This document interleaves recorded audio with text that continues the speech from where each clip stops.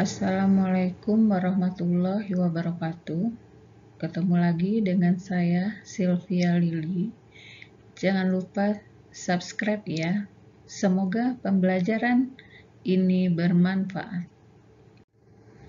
Pada kesempatan ini kita akan membahas materi tentang penyajian data.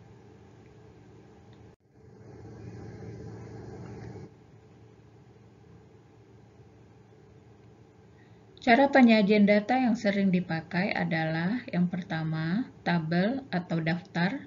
Yang kedua adalah diagram atau grafik. Untuk diagram, ada 3 jenis diagram yang akan kita pelajari. Yang pertama yaitu diagram batang, kemudian diagram garis, dan diagram lingkaran.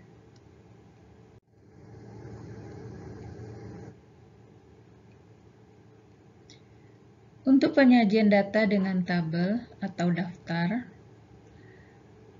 sering digunakan adalah tabel frekuensi. Contoh, tabel ini digunakan untuk data tunggal, disebut tabel frekuensi untuk data tunggal. Kita lihat contohnya. Nah, ini adalah contoh dari itu. Ini contoh dari tabel frekuensi untuk data tunggal.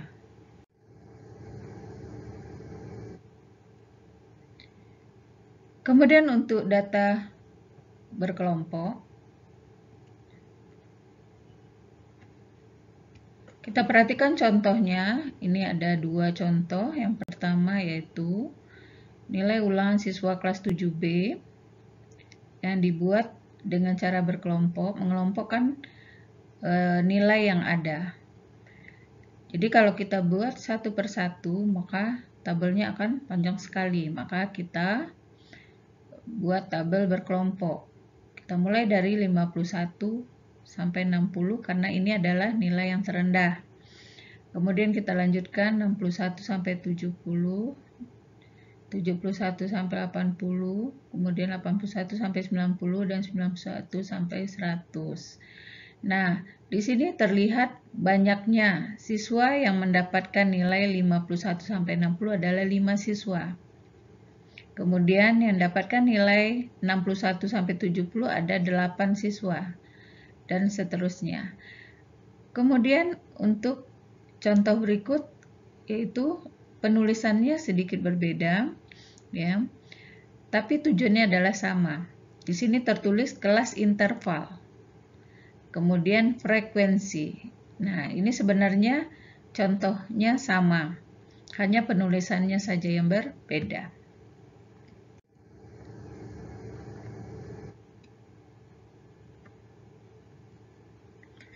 Kemudian yang kedua, penyajian data dengan diagram atau grafik.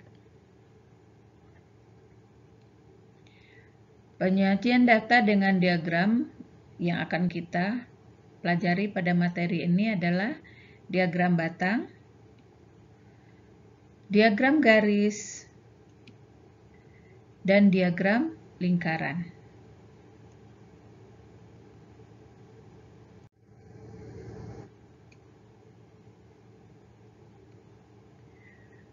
Diagram batang. Diagram ini merupakan diagram yang menunjukkan data dalam bentuk persegi panjang, vertikal atau horizontal. Jadi di sini ada 2 bentuk diagram batang, yaitu vertikal atau horizontal, yang mewakili frekuensi nilai dari data tertentu.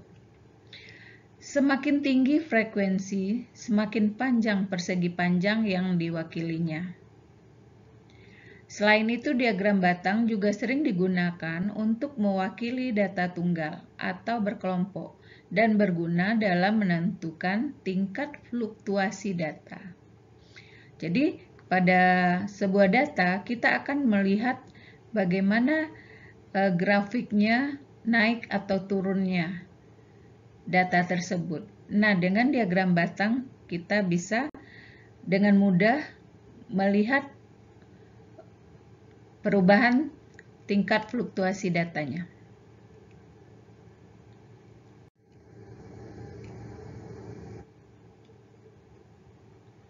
Sekarang kita lihat contoh. Contoh yang pertama adalah data penjualan buku selama 6 bulan di tahun 2020. Nah, kita melihat tabelnya.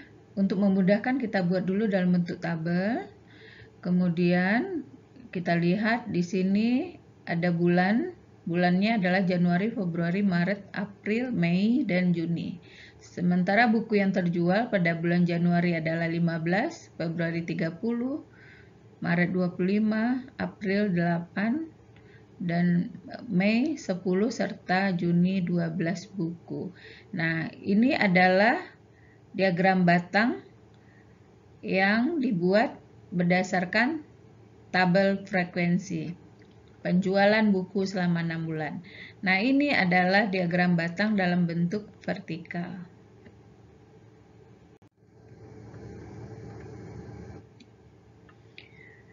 Kemudian ini adalah contoh dengan bentuk diagram batang horizontal. Jadi sebenarnya sama saja antara diagram batang vertikal dan horizontal, hanya beda posisi.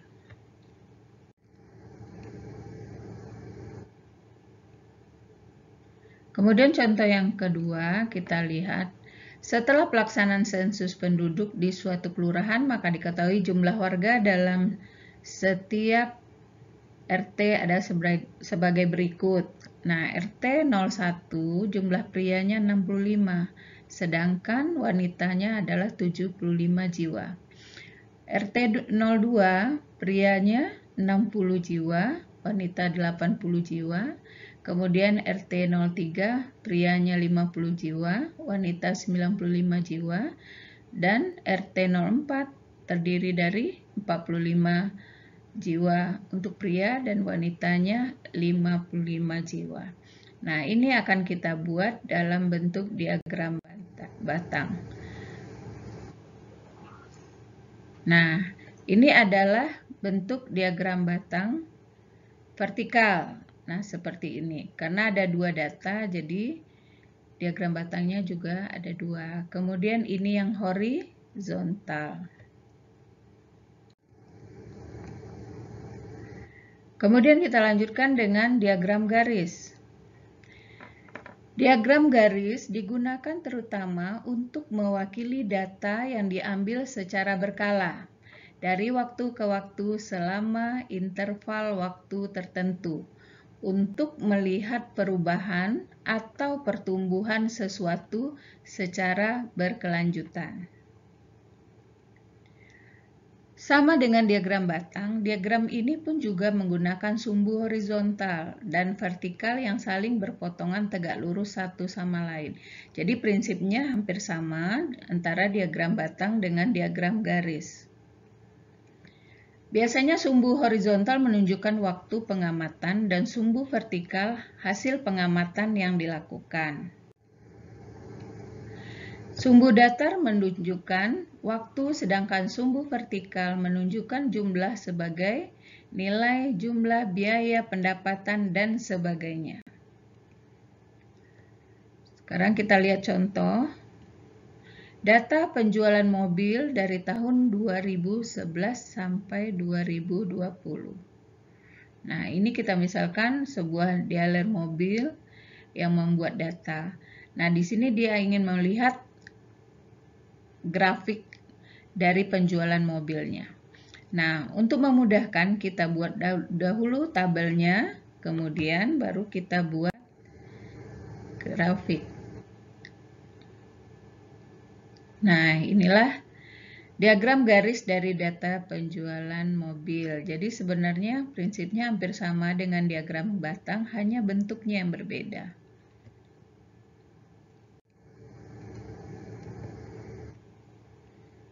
Berikut diagram lingkaran. Diagram lingkaran adalah sebuah diagram yang berfungsi untuk menampilkan sebuah hasil data atau hasil angka yang digambarkan ke dalam bentuk lingkaran. Contoh, data pekerjaan orang tua siswa dari 200 orang siswa. Nah, di sini kita buat tabelnya, jenis pekerjaan, kemudian jumlah dan persentasenya, karena kita akan menampilkan diagram lingkaran dalam bentuk persentase. Yang pertama, pekerjaannya pedagang ada 60 orang. Kemudian petani 20 orang, pegawai swasta 40 orang, PNS 50 orang, dan lain-lain 30 orang. Nah, kita buat persentasenya. Persentasenya adalah jumlah pekerjaan, misalkan di sini pedagangnya 60 dibagi dengan jumlah orang tua siswa. Jadi jumlahnya adalah 200. 60 per 200 dikali 100%, maka didapatkan hasilnya adalah 30%. Begitu juga dengan petani, ada 20 orang. Maka persentasenya adalah 20 per 200 kali 100%. Jadi sama dengan 10%. Jadi 200 ini kita ambil dari jumlah orang tua secara keseluruhannya. Maka didapatkanlah datanya seperti ini. Maka habis ini akan kita lihat diagram lingkarannya. Nah, sekarang kita akan lihat diagram lingkaran dari data pekerjaan orang tua siswa. Sini kita lihat pedagang ada 30%, kemudian petani 10%, pegawai swasta 20%, PNS 25%, dan lain-lain 15%. Nah, inilah diagram lingkaran. Jadi kita tetap membuatnya dengan sudut 360 derajat. Nah, untuk membuat sudutnya kita hanya tinggal mengganti persen diganti dengan 360 derajat. Maka kita akan dapatkan diagram lingkaran. Demikianlah materi kita pada kesempatan ini. Terima kasih. Semoga ilmu yang saya berikan bermanfaat bagi yang membutuhkan. Assalamualaikum warahmatullahi wabarakatuh.